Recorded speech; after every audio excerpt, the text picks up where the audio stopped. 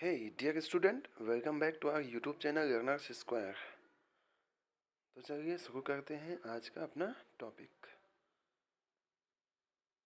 Start करते हैं। और आज हम पढ़ेंगे न्यूमेरिकल क्वाड्रेचर, यानी कि न्यूमेरिकली मेथड से कैसे हम इंटीग्रेशन करते हैं ये सीखेंगे। तो न्यूमेरिकल इंटीग्रेशन होता क्या है? ये होता है the process of computing the value of A definite integral. कोई डेफिनिट इंटीग्रल है, उसकी वैल्यू पता करने के लिए, है ना, कुछ हमारे पास न्यूमेरिकल वैल्यूज रहेंगी, उस पे उस डेफिनिट इंटीग्रल की वैल्यू पता करने की जो प्रोसेस रहेगी उसे ही क्या कहा जाता है? न्यूमेरिकल इंटीग्रेशन कहा जाता है। ओके, जैसे मान लो अपने पास कोई डेफिनेट इंटीग्रल है ए से लेके बी तक, F of x D x कोई फंक्शन है। अब इस इंटीग्रल की वैल्यू कैलकुलेट करना है, तो कोई पॉइंट को अपन, ये जो ए से लेके बी तक दिया हुआ है, इसको अपन क्या करेंगे? सेवरल पॉइंट्स में डिवाइड करेंगे और फिर हम कैलकुलेशन करके कुछ मेथड अप्लाई करके इस इंटीग्रल की वैल्यू पता कर लेंगे। तो उसे ही क्या कहा जाता है? न्यूमेरिकल इंटीग्रेशन कहेंगे, या हम कहेंगे न्यूमेरिकल क्वाड्रेचर। देन इसके बाद पढ़ते हैं जनरल क्वाड्रेचर फॉर्मूला क्या होता है। ठीक है, तो मान लो हमारे पास कोई फंक्शन है y equals to f of x, और इसका इंटीग्रेशन हमें करना है a से लेके b तक। ओके, इसका मतलब जो हमारे पास इंटीग्रल दिया हुआ है वो है i equals to integral a to b y dx। ठीक है, तो मान लेते हैं हम कि let f of x be given for certain equidistance values of x. तो हमारे पास ये जो ए से लेके बी तक दी हुई है, दिया हुआ इंटरवल है, उसको हम क्या करेंगे? कुछ इक्वी डिस्टेंस ऑर्डिनेट्स में क्या करेंगे? डिवाइड करेंगे। यानी कि हम यहाँ पे ए और बी को जो डिवाइड करने वाले हैं सेवरल पॉइंट्स में, वो कैसे करेंगे? हम इस इक्वी डिस्टेंट पॉइंट में करेंगे।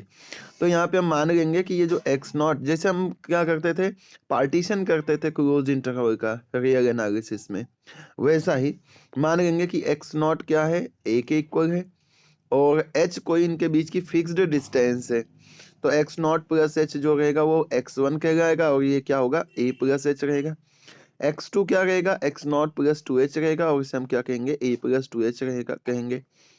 और ऐसे ही एक्स एन इक्वल्स टू क्या होगा? X naught plus n h होगा, और ये ए प्लस एन एच के इक्वल होगा, और ये पॉइंट क्या रहेगा? अपना फाइनल वाला पॉइंट रहेगा, यानी कि बी पॉइंट रहेगा। इसका मतलब क्या हो जाएगा? एक्स नॉट ए के इक्वल रहेगा, और एक्स एन किसके इक्वल रहेगा? बी के इक्वल रहेगा। और ये हमारा इंटीग्रल हो जाएगा, इंटीग्रल ए टू बी। ये किस में डिवाइड हो जाएगा? ये डिवाइड हो जाएगा integral x naught to x naught plus n h और y x f of d x. ठीक है, देन हम क्या करेंगे? इस इंटीग्रल को इस तरीके से कन्वर्ट करेंगे, है ना, इंटीग्रल डेफिनेट इंटीग्रल की प्रॉपर्टी लगा के, कि ये इंटीग्रल की वैल्यू क्या हो जाएगी? 0 से n तक हो जाएगी, और ये हो जाएगा y x की जगह पे क्या आ जाएगा? x naught plus U H और डी यू। और इसका इंटीग्रल करेंगे तो हमारे पास एक जनरल फॉर्मूला आ जाएगा, ये वाला। इंटीग्रल करने के बाद हमारे पास एक जनरल फॉर्मूला आ जाएगा, ये जनरल फॉर्मूला आ जाएगा।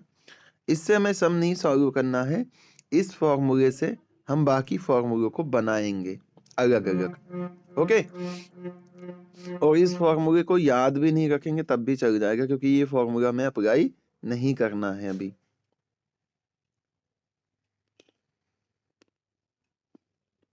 ठीक है, फिर इसके आगे चलते हैं। तो ये जो फॉर्मूला आया, इस फॉर्मूले को ही क्या कहा जाता है? जनरल क्वाड्रेचर फॉर्मूला कहा जाता है फॉर इक्विडिस्टेंट ऑर्डिनेट्स। यानी कि ये पॉइंट्स इक्विडिस्टेंट रहेंगे तब के लिए जो जनरल इंटीग्रल फॉर्मूला रहेगा वो क्या रहेगा? वो रहेगा integral equals to h n y naught plus n square by two del y naught plus n square upon 3 minus n square upon 2 del square upon factorial 2 y naught, और ऐसे ये continue रहेगा। अब अगर इस इक्वेशन में हम क्या करें? एक फॉर्मूला पता करने की कोशिश करें जिसे हम बोलते हैं ट्रेपेजॉइडल रूल। क्या? Trapezoidal rule. तो अगर हम इसमें क्या करें, इस वाले फॉर्मूले में n इक्वल्स टू क्या पुट कर दें? 1 पुट कर दें। Putting n equals to 1 in equation 1 and neglecting second and higher order terms. क्या कर दें, n इक्वल्स टू 1 पुट कर दें और सेकेंड और उससे ज़्यादा ऑर्डर वाली जो टर्म्स है उनको क्या कर दें, अपन नेग्लेक्ट कर दें। तो हमारे पास कितना बचेगा, यहाँ से देखो सेकेंड और हायर ऑर्डर की टर्म को अगर नेग्लेक्ट कर देंगे तब ना हमारे पास यहाँ से केवल कितना बचेगा, integral x naught to x naught plus h y d x equals to h y naught plus 1/2 del y naught, इतना बचेगा। और ये देन हमारे पास क्या आ जाएगा, यहाँ से ये आ गए। अब ये जो डेल वाई नॉट है ये क्या करता है, डेल ऑपरेटर क्या होता है, फॉरवर्ड डिफरेंस ऑपरेटर होता है। तो ये क्या करेगा, डेल डेल जब ऑपरेट होगा इस पे तो ये क्या हो जाएगा, y1 माइनस में y नॉट हो जाएगा। ओके, तो यहाँ पे हमारे पास कितना आ जाएगा, हमारे पास ये आ जाएगा y नॉट प्लस में ये डेल y नॉट की जगह पे क्या आ जाएगा, यहाँ पे आ जाएगा y1 minus y not upon में 2। और इसे एलसीएम लेके सॉल्व कर लेंगे, है ना। तो क्या आ जाएगा 2y नॉट और यहाँ से y नॉट माइनस हो जाएगा। इसका मतलब क्या आ जाएगा, y naught plus y1 upon में 2, ये आ जाएगी अपने पास ये वैल्यू। अब अगर हम नेक्स्ट इंटरवल में चले यानी कि x नॉट प्लस एच और x नॉट प्लस 2h में चले, वहाँ पे n की जगह पे 1 पुट करेंगे तो हमारे पास कितना आ जाएगा, y कितना आ जाएगा h y1 plus y2 upon में 2, इस तरीके से आ जाएगा। ऐसे हम सारी वैल्यूज को पता कर लें और ला के फॉर्म मतलब सबको ऐड कर लें तो हमारे पास एक फॉर्मूला बन जाता है कि हमारे पास x naught plus x not से लेके x नॉट प्लस h तक y dx, ये जो इंटीग्रल रहेगा ये किसके को रहेगा, h y naught plus y n upon में 2 और प्लस में y1 plus y2 plus n one y n minus 1। और इस फॉर्मूले को हम कहेंगे ट्रेपेजॉइडल रूल है ना। हमें क्या करना है, इसी फॉर्मूले से इंटीग्रेशन करना रहेगा। तो क्या फॉर्मूला हो गया, y naught plus y n upon में 2 और बाकी बीच की जितनी भी टर्म मिली उन सबका सम। ये फॉर्मूला अप्लाई करेंगे किसके लिए, ट्रेपेजॉइडल रूल। और इसको अगर अपन ऐसा याद रखें तो कैसा होगा, मतलब h की वैल्यू यानी कि distance between any two consecutive ordinates, और फिर क्या, mean of the first and last ordinate, मतलब फर्स्ट और लास्ट को प्लस करके 2 से डिवाइड कर दो और उसके बाद सबको प्लस कर दो। तो ये फॉर्मूला बनेगा किसका, कौन सा फॉर्मूला बनेगा, ट्रेपेजॉइडल रूल। नेक्स्ट इसके आगे चलते हैं और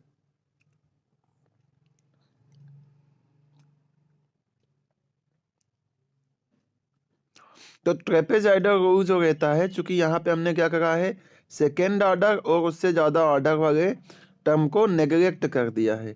तो इसका मतलब इससे जो हमारे पास कर्व बनेगा यानी कि इंटीग्रेशन करने के बाद जो वैल्यूज मिलेंगी वो फर्स्ट ऑर्डर के फंक्शन की बनेगी और उससे जो कर्व बनेगा वो कुछ इस फॉर्म का होगा, y equals to a plus b x के फॉर्म का रहेगा।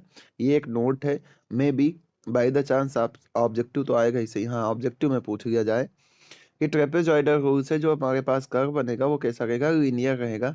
ठीक है,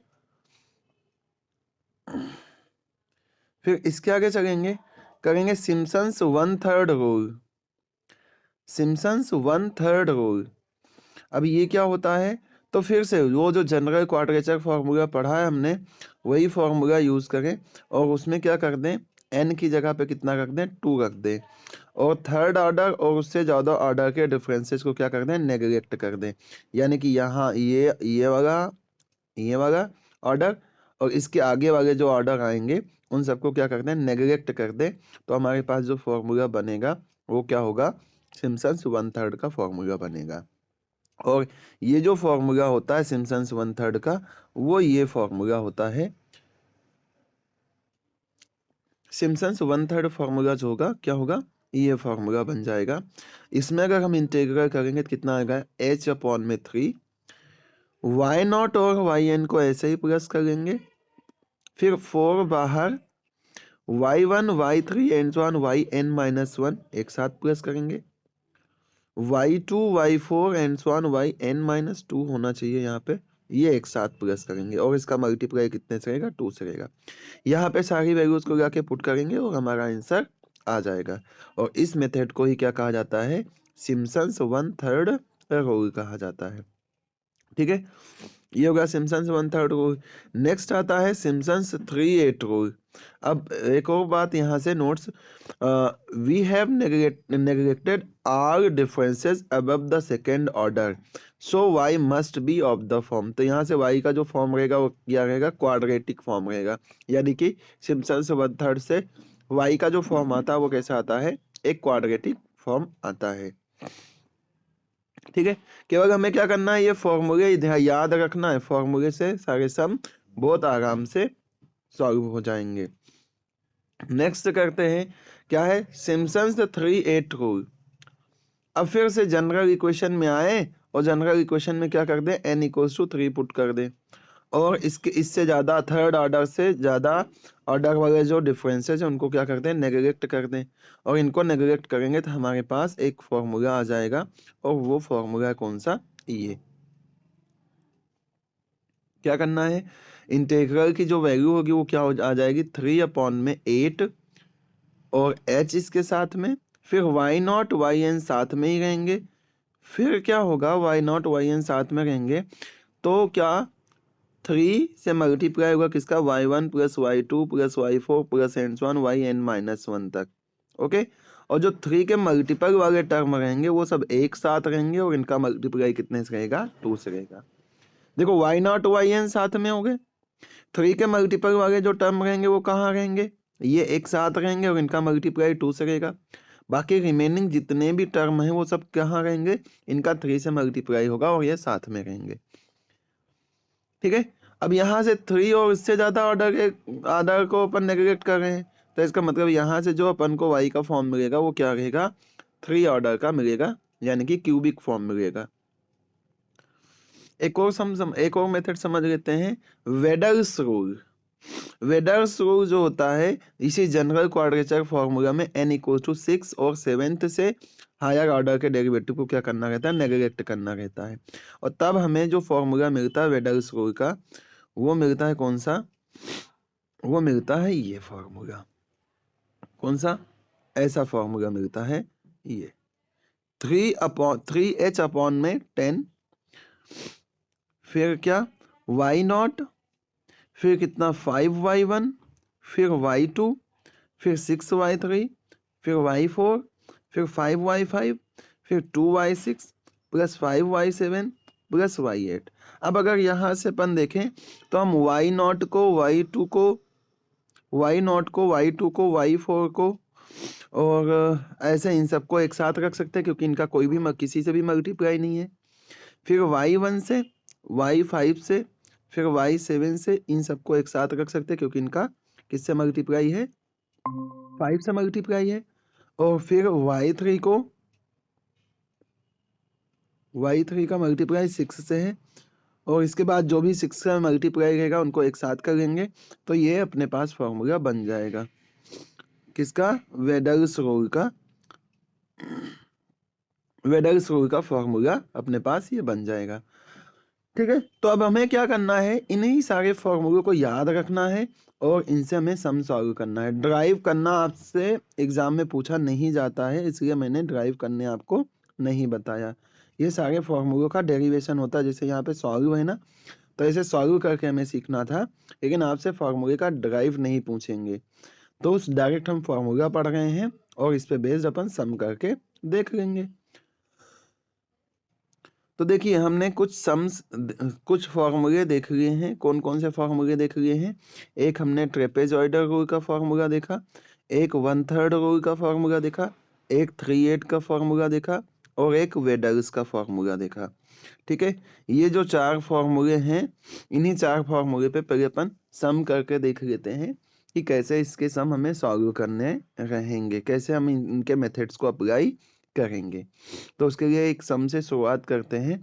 मान लीजिए ये सम है, इंटीग्रल 0 to 1 dx/x², इसका इंटीग्रल पता करना है। और आपको भी पता है कि अगर इसका नॉर्मल इंटीग्रल करेंगे तो 1 प्लस क्या है, 1 + x² है, तो क्या आ जाएगा, tan इनवर्स x आ जाएगा, और इस पे वैल्यू क्या रख देंगे, 1, और क्या रख देंगे 0। तो 1 पे कितना आ जाएगा, π/4, और 0 कितना आएगा, इन्फिनिटी, यानी कि π/4 से इन्फिनिटी, यानी कि π/4 से π/2। ओके, यानी कि π/2 आंसर आएगा। अब इसको न्यूमेरिकल प्रोसेस से अपन करके देखते हैं कि क्या इसकी वैल्यू आने वाली है।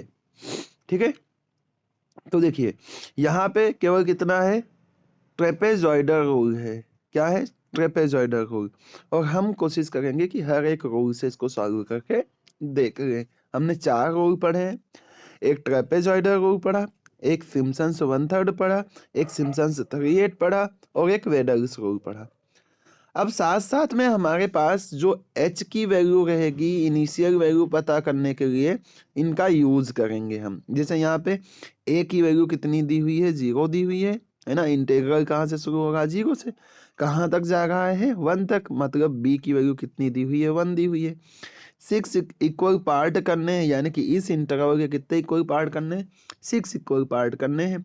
तो 6 इक्वल पार्ट करेंगे तो हमारे पास h की वैल्यू कितनी आ जाएगी, final point minus initial point upon में जितने पार्ट करने हैं। इसका मतलब h की वैल्यू कितनी आ गई हमारे पास, 1/6 आ गई।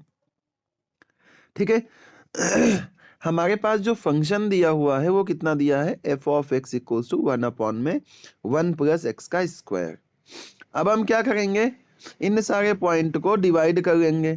ठीक है, ऐसा एक टेबल क्रिएट बना लेंगे हम। ठीक है, कितना, कहाँ से 6 पॉइंट अपन ने डिवाइड करा, 6 पार्ट में डिवाइड करा, तो अपने पास h की वैल्यू कितनी आई, h की वैल्यू आई है 1/6। h की वैल्यू कितनी आई है, 1/6। तो x0 0 से स्टार्ट करना, कहाँ से 0 से स्टार्ट करना, 1 तक जाना है हमें। तो पहला पॉइंट क्या हो जाएगा, x0 हो जाएगा और इसकी वैल्यू कितनी रहेगी, 0। अब 0 में अगर 1/6 प्लस करेंगे तो कितना, 0 + 1/6 कितना, 1/6 ही रहेगा। और ये पॉइंट कौन सा हो जाएगा, x1 हो जाएगा। फिर x0 में 2h प्लस करेंगे, यानी कि ये 2 से ये 6 कैंसिल होगा, कितना हो जाएगा, x2 की वैल्यू 1/3 हो जाएगा। फिर x3 की वैल्यू पता करते हैं, कितना आ जाएगा, x0 + 3h, 3 1 जा 3, 3 2 जा 6, कितना आ जाएगा, x3 की वैल्यू 1/2 आ जाएगी। फिर आगे चलते हैं, x4 की वैल्यू पता करते हैं। x4 की वैल्यू कितना हो जाएगा, x0 + 4h। अब इसको 4 को कट कर दो तो 2 2 जा 4 और 2 3 जा 2 2 जा 4, 2 3 जा 6, यानी कि 2/3 आ जाएगा। फिर x5 पता करते हैं, कितना आ जाएगा, x5 आ जाएगा कितना, 5/6, क्योंकि यहाँ पे x0 की वैल्यू 0 और 5 × 1/6, तो 5/6 आ जाएगा। और x6 की वैल्यू कितनी, 6 से 6 कैंसिल हो जाएगा तो कितना आ जाएगा, 1 आ जाएगा। यानी कि ये सारे हमने x की वैल्यूज को पता कर लिया। कितने पॉइंट आए अपने पास, x0 आया, x1 आया, x2 आया, x3 आया, x4 आया, x5 आया और x6 आ गया। अब क्या करना है, हमारे पास जो ये फंक्शन दिया हुआ है ये मान लो y है, तो x0 पे जो पॉइंट मिलेगा उसे क्या बोलेंगे, y0 बोलेंगे। x1 पे जो पॉइंट मिलेगा उसे क्या बोलेंगे, y1 बोलेंगे। x2 पे जो वैल्यू मिलेगी उसे y2 बोलेंगे। x3 पे वैल्यू जो मिलेगी y3 बोलेंगे। x4 पे जो वैल्यू मिलेगी y4 होगी। x5 पे जो वैल्यू होगी y5 होगी और x6 पे जो वैल्यू होगी वो क्या होगी, y6 होगी। तो अब हमें क्या करना है, जो हमारे पास इंटीग्रैंड दिया हुआ है उसकी हेल्प से इन सभी पॉइंट पे उस फंक्शन की वैल्यू को पता कर लेना है।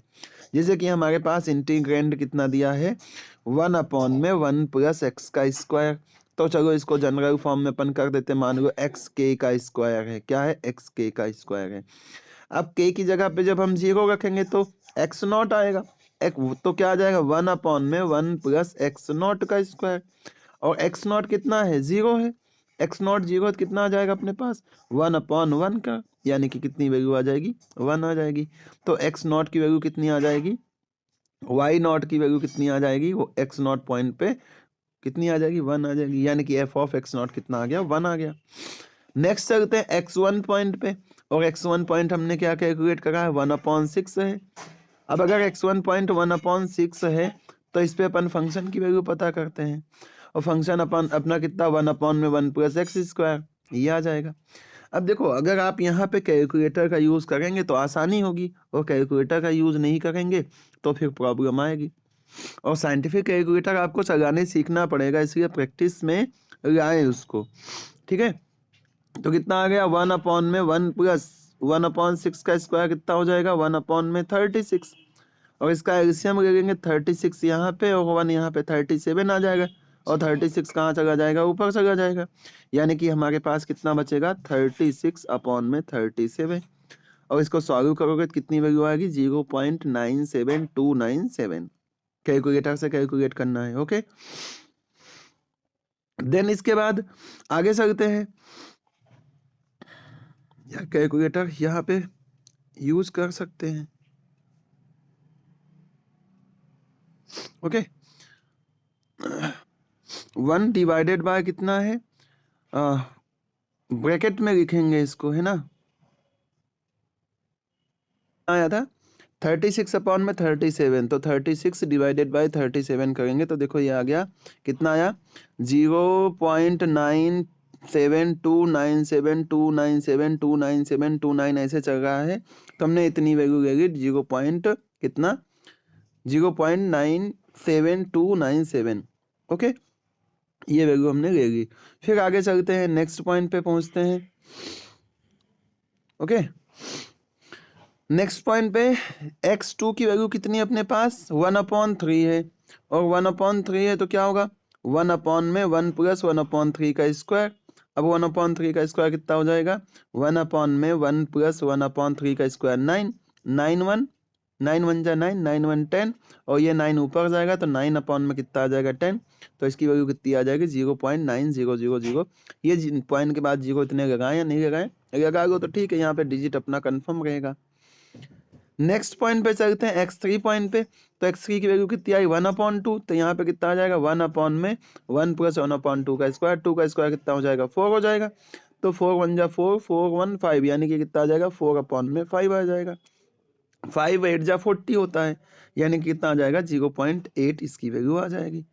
फिर नेक्स्ट पॉइंट पे चलेंगे, इस पॉइंट पे वैल्यू को कैलकुलेट करेंगे तो 1 अपॉन कितना है इसका स्क्वायर करेंगे, इसका जब आप स्क्वायर करेंगे तो कितना आ जाएगा 1 अपॉन में 1 प्लस 4 अपॉन में कितना 9, 9 1 जा 9, 9 4 13, इसका मतलब क्या आ जाएगा 9 अपॉन में 13 आ जाएगा। इसको सॉल्व करेंगे तो आपके पास कितनी वैल्यू आ जाएगी 0.69231, और ऐसे ही ये वैल्यू कैलकुलेट करेंगे तो आपके पास 0.59016 आ जाएगा, और ऐसे ही फाइनल पॉइंट पे वैल्यू कैलकुलेट करेंगे 0.5 आ जाएगा। इसका मतलब आपके पास ऐसी सारी वैल्यूज आ गई हैं। क्या वैल्यूज आ गई हैं, y0 की वैल्यू 1 आ गई है, y1 की वैल्यू कितनी आ गई है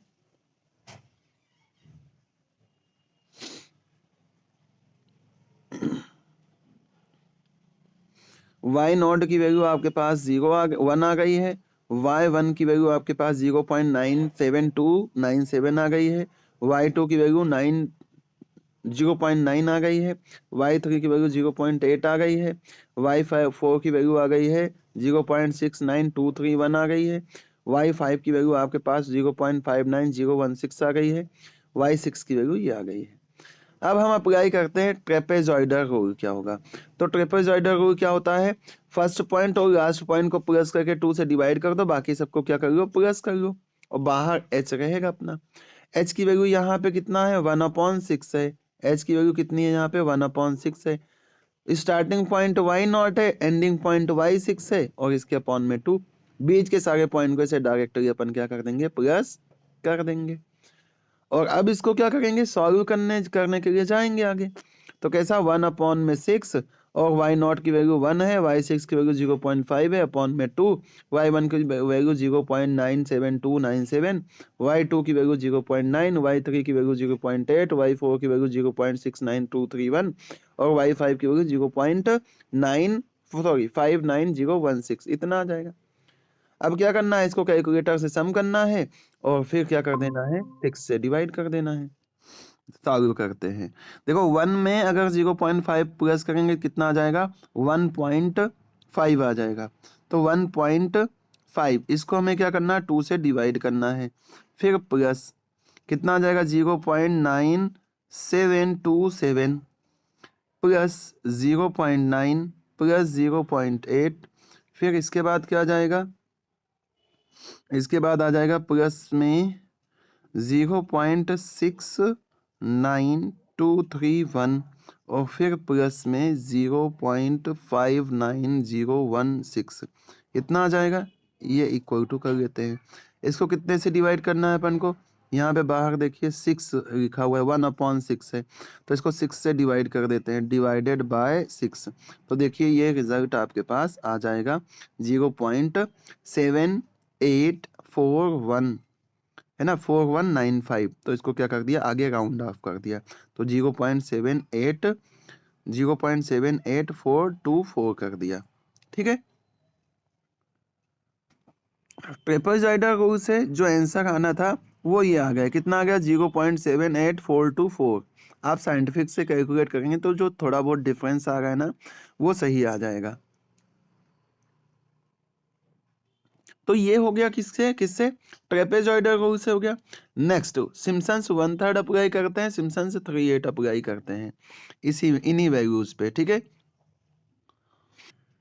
सिम्पसन्स का 1/3 फॉर्मूला जो है वो कैसा है, सिम्पसन्स का 1/3 फॉर्मूला जो है वो कहता है कि जो इंटीग्रल होता है उसकी जो वैल्यू होती है वो होती है कितनी, h/3 और ब्रैकेट के अंदर क्या करना है, स्टार्टिंग वाला पॉइंट और एंडिंग वाला पॉइंट डायरेक्ट प्लस कर लेना है।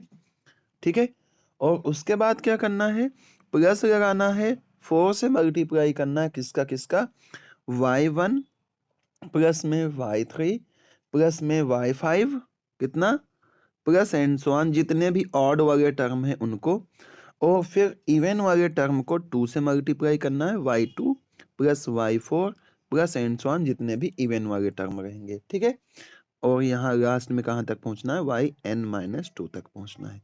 ठीक है, ये होता है सिम्पसन्स का 1/3 रूल। ये कौन सा है, सिम्पसन्स का 1/3 रूल है। 1/3 ऐसे नहीं लिखेंगे, 1/3 ऐसे लिखेंगे, 1/3 रूल है। ओके, अब यहाँ पर हमारे पास कितनी वैल्यूज हैं, 6 वैल्यूज हैं। इसका मतलब इस इंटीग्रल की जो वैल्यू आएगी वो क्या आएगी, h की वैल्यू है 1/6, h की जगह पे 1/6 रखेंगे तो 1/6 3 जा कितना हो जाएगा, 18 हो जाएगा। और ब्रैकेट के अंदर y0 तो आएगा ही सही, एंडिंग पॉइंट कितना है, 6 है, तो y6 आ जाएगा। फिर क्या करना है, 4 के साथ में मल्टीप्लाई करना है किसका, ऑड टर्म का, यानी कि y1 प्लस y3 प्लस में y5, ऐसा आ जाएगा। और फिर प्लस करना है 2 से मल्टीप्लाई इवन वाली टर्म की, तो कितना आ जाएगा, इवन वाली टर्म y2 है, y4 है और y6 है, तो y6 यहाँ यूज हो गया, तो यहाँ पे लिखने की जरूरत नहीं है। तो सिम्पसन्स 1/3 रूल से ये फॉर्मूला बन जाएगा। अब यहाँ पे सारी वैल्यूज को क्या कर देते हैं, प्लस पुट कर देते हैं, कितना आ जाएगा, 1/18, और y0 की वैल्यू कितनी आई है, y0 की वैल्यू 1 आई है, y6 की वैल्यू कितनी आई है, 0.5 आई है। फिर आगे चलते हैं 4, y1 की वैल्यू कितनी आई है, 0.97297, ऐसा आया है। ठीक है, फिर इसके बाद y3 की वैल्यू कितनी आई है, तो y3 की वैल्यू, y2 की वैल्यू 9 आई है, y3 की वैल्यू कितनी आई है, 0.8, y3 की कितनी वैल्यू आई है, 0.8 आई है। तो 0.8 प्लस में y5 की वैल्यू कितनी आई है, ये आई है 0.59016, ये आई है। ये ऑड टर्म हो गए, इवन टर्म की वैल्यू पुट कर दो इसी में, तो 2 इंटू y2 की वैल्यू कितनी आई है, 0.9 आई है, प्लस में y4 की वैल्यू कितनी आई है, y4 की वैल्यू आई है 0.69231। ठीक है, ये सारी वैल्यूज अपने पास हैं, यहाँ से अपन देख लेते हैं। y4 की वैल्यू 0.69231 है, हाँ ठीक है। तो सिम्पसन्स 1/3 रूल से जो अपने पास ये बनना था वो कुछ इस तरीके से आ जाएगा। अब क्या करना है, इन सब का कैलकुलेशन करना है, किसकी हेल्प से, कैलकुलेटर की हेल्प से। आपको कैलकुलेटर अलाउ रहेगा। अब अगर इसको कैलकुलेटर की हेल्प से आप प्लस करेंगे तो कितना आ जाएगा, देखिए 1/18 बाहर है पहले से, इन दोनों को अगर आप प्लस करते हैं तो कितना आ जाएगा, 1 पॉइंट कितना, 5। ओके, अब इन सबको प्लस करके क्या करना है, 4 से मल्टीप्लाई करना है, तो ये 1.5 ऐसे ही रहने दीजिए, इन सबको प्लस कर लीजिए। 0.7297 प्लस में 0.8 प्लस में 0.59016। ओके, इसका कितने से मल्टीप्लाई करना, इक्वल्स टू कितने से मल्टीप्लाई करना है, मल्टीप्लाइड बाय 4। तो कितना आ गया 9.45252। ऐसे आपको एक एक स्टेप नहीं सॉल्व करना है ना, एक बार में ही खत्म कर देना है। कैलकुलेटर ये पूरा ओपन नहीं हो सकता है अभी। फिर इसका 2 से मल्टीप्लाई करना है तो 0.9 प्लस में कितना 0.66923 इतना आ जाएगा। इसका मल्टीप्लाई कितने से कर दो, 2 से कर दो। इसका मल्टीप्लाई कितने से कर दो, 2 से कर दो। तो कितना आ जाएगा प्लस में 3.1846 इतनी वैल्यू आ जाएगी।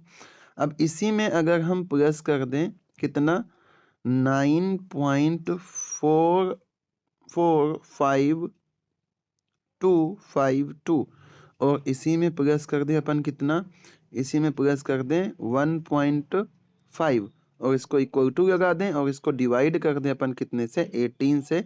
तो जो सिम्पसन्स 1/3 रूल से आंसर आएगा इसी क्वेश्चन का वो कितना आ जाएगा, वो आ जाएगा 0.785396। ये सिम्पसन्स 1/3 रूल से इसका आंसर आ जाएगा। तो सिंपली हमें क्या करना है, यहाँ पे हमें ये काम करना है कि हमारे पास जो भी क्वेश्चन दिया हुआ है उस क्वेश्चन से पहले तो हमें h की वैल्यू पता कर लेना है अगर h की वैल्यू नहीं दी हुई है। ओके, अगर हमें h की वैल्यू नहीं दी हुई है तो हम क्या करेंगे, final point minus initial point upon में कितने पार्ट में डिवाइड करना है ये फॉर्मूला लगा करके हम h की वैल्यू पता कर लेंगे।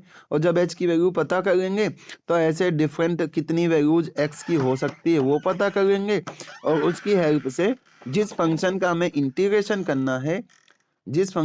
इंटीग्रेशन करना है उन सब की वैल्यूज को ऐसे कैलकुलेट कर लेंगे।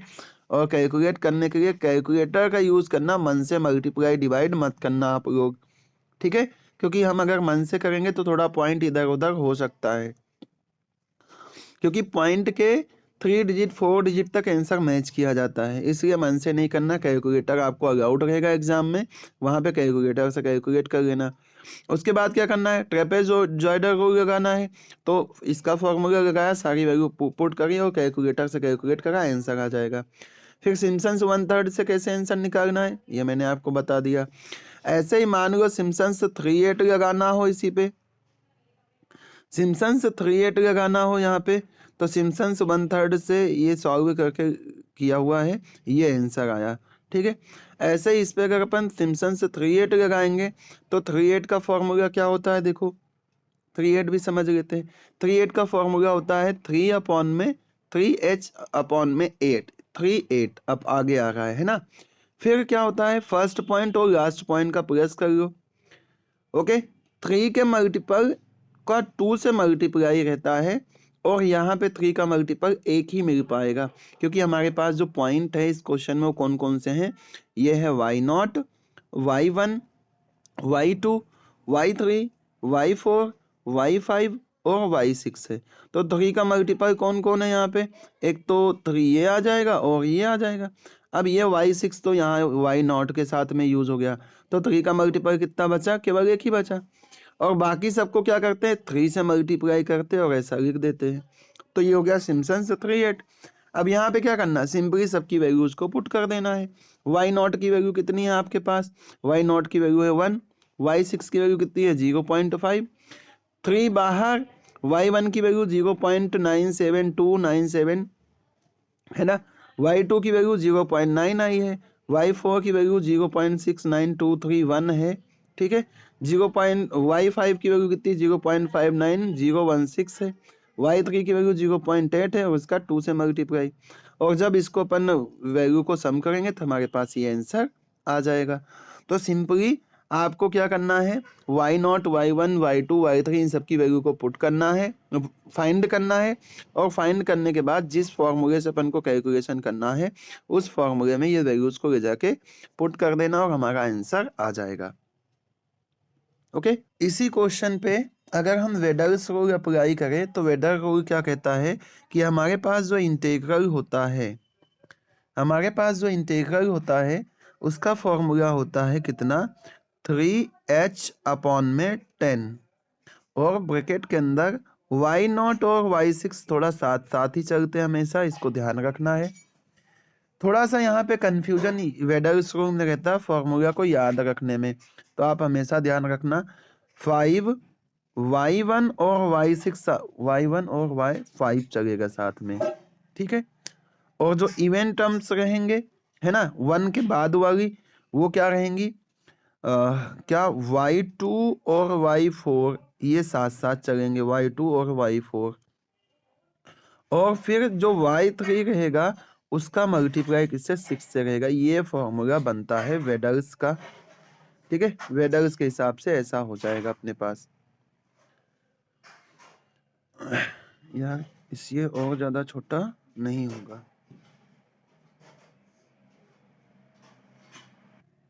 ये फॉर्मूला हो गया। अब इसी पे क्या करना है, हमें सारी वैल्यूज को पुट कर देना है वेडर्स रूल के में, है ना।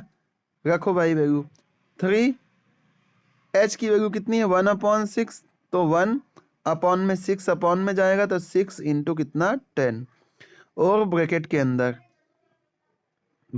कितना y0 की वैल्यू 1 है और y6 की वैल्यू 0 पॉइंट कितना है 5 है। आगे चलो भाई 5 y1 की वैल्यू कितनी आई है 0.97297 और y5 की वैल्यू कितनी है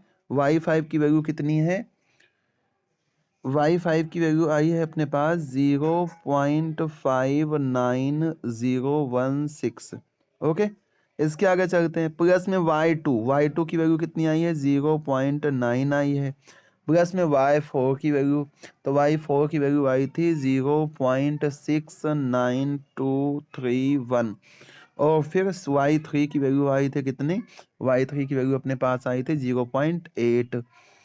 तो ये वैल्यू अपन ने यहाँ पे सारी पुट कर दी। इनको कैलकुलेट करके प्लस करना है। इसको करते हैं सम अपन, तो ये तो 1.5 आ जाएगा फर्स्ट वाला ब्रैकेट, और अगर 0.97297 और प्लस में 0.5916 इनका सब करेंगे तो इतना आ जाएगा। इसका 5 से मल्टीप्लाई है तो 5 से क्या कर देते हैं मल्टीप्लाई कर देते हैं, तो हमारे पास कितना आ जाएगा 7.81565 इतना आ जाएगा। अब ये वाला ब्रैकेट सॉल्व कर लेते हैं इसकी जगह पे। हाँ अब तो हो जाएगा, ठीक है। ये आंसर आ गया। इसमें प्लस कर लेते हैं कितना 1.5, फिर प्लस कर लेते हैं 0.9, फिर प्लस कर लेते हैं 0.69231 और फिर इसमें प्लस कर लेते हैं 6 इंटू 0.8। तो हमारे पास कुल आंसर कितना आ गया 7079796। और यहाँ से अगर अपन देखें, यहाँ से अगर अपन देखते हैं तो यहाँ पे 3 है और अपॉन में 6 इंटू 10 है, तो कितना आ जाएगा 3 से अगर इसको कट कर दे 3 1 जा 3, कितना आ जाएगा 3 1 जा 3 और 3 2 जा 6, यानी कि 1/20 आ जाएगा। तो ये जितना भी कुछ आंसर आया है इसको डिवाइड कर दो कितने से, इसको डिवाइड कर दो कितने से 20 से। तो देखो आपके पास जो आंसर आएगा यहाँ पे वो आंसर कितना आ जाएगा, इसका आंसर आ गया 0.785398। तो इस तरीके से वेडर्स रूल से भी हम कैलकुलेशन करके आंसर निकाल चुके हैं। ओके, तो ये कुछ ये तरीका होता है हर एक मेथड को अप्लाई करने का और उनसे सॉल्यूशन पता करने का। ये कौन सा फॉर्मूला था, वेडर्स रूल था। तो हमने 4 रूल पढ़े यहाँ पे। एक हमने पढ़ा ट्रेपेजॉइडल रूल, एक हमने पढ़ा क्या 1/3 रूल, एक हमने पढ़ा 3/8 रूल, एक पढ़ा हमने वेडर्स रूल। और इन सब से कैसे हमें कैलकुलेशन कैसे सम पता करना है वो सॉल्व करके हमने देख लिया। आई थिंक आप सभी को अच्छे से समझ में आ गया होगा। ठीक है, क्या करना है वेडर्स रूल में फर्स्ट और लास्ट टर्म को साथ में रखना है। इवन वाली टर्म का किसी से भी मल्टीप्लाई नहीं होना है, और 3 के टेबल में जो टर्म आ रहे हैं इनका 3 से मल्टीप्लाई 6 से मल्टीप्लाई होगा, और बची हुई सारी टर्म का मल्टीप्लाई किससे होगा 5 से होगा। बस ऐसा कुछ ट्रिक बना सकते हैं अपन यहाँ पे वेडर्स रूल में, है ना। यहाँ पे अगर हम फॉर्मूले में आ जाए वेडर्स रूल, तो यहाँ पे देखो तो ऐसा ही कुछ बनेगा शायद से, मे बी 3 की टर्म वाली केवल एक ही टर्म यहाँ पे भी लिखी हुई है, कौन सी, ये 6y3। और देखो 5 से मल्टीप्लाई रिमेनिंग टर्म में ही है ये, है ना। और इवन टर्म देखो y2 ऐसे खाली है, y4 भी खाली है, y8 भी खाली है, y0 और y6 ये साथ में चलेंगे। यहाँ 2 क्यों लिखा हुआ है, ये मिसप्रिंट होगा या तो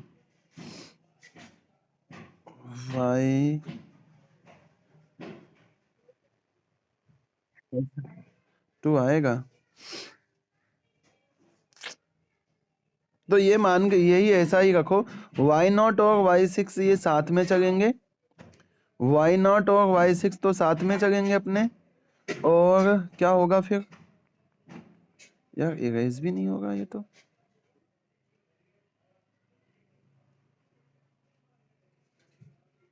क्या होगा, यही हिसाब अपन लगा के रखेंगे इसमें। y0 और फर्स्ट और लास्ट टर्म को साथ लेके चलना है अपन को, और जो इवन वाली टर्म्स रहेंगी उनको साथ में लेके चलेंगे। 3 के टेब मल्टीपल वाली जो टर्म रहेंगी, जैसे इसके आगे y9 आता तो उसका मल्टीप्लाई 6 से ही रहता, ठीक है। और बाकी जो रिमेनिंग टर्म बचेंगी इनका क्या करेंगे अपन 5 से मल्टीप्लाई करते हुए लेके चलेंगे। यही तरीका हम बना सकते हैं। अब इसके आगे इसमें जो बचा हुआ है कोटेज फॉर्मूला बचा हुआ है, तो अपन इसको देखेंगे कल नेक्स्ट लेक्चर में कर लेंगे कंप्लीट। बस।